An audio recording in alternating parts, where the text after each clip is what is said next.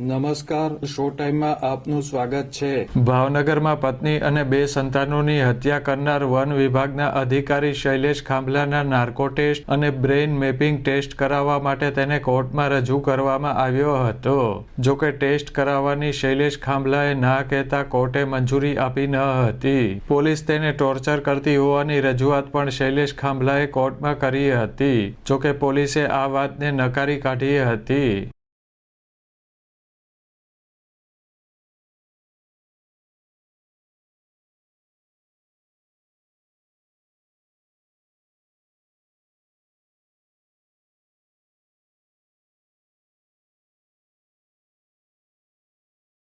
Police દ્વારા આજે શૈલેષ ખાંભલાને કોર્ટમાં રજૂ કરવામાં આવ્યો હતો।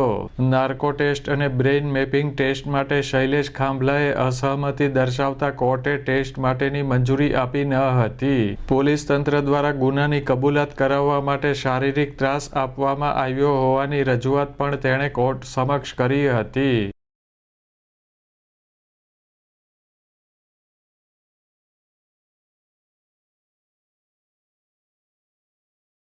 શૈલેષ ખાંભલા દ્વારા ત્રાસ અપાયો હોવાની રજૂઆત અંગે ડીવાયએસપી સિંઘલે પોલીસ તંત્ર દ્વારા આ કેસમાં કાયદાકીય બાબતોને ધ્યાને રાખી તપાસ કરવામાં આવી હોવાનું જણાવ્યું હતું। હત્યા કર્યા બાદ શૈલેષ ખાંભલા વિદેશ ભાગી જવાનો હોવાનું પણ ડીવાયએસપીએ મીડિયાને જણાવ્યું હતું।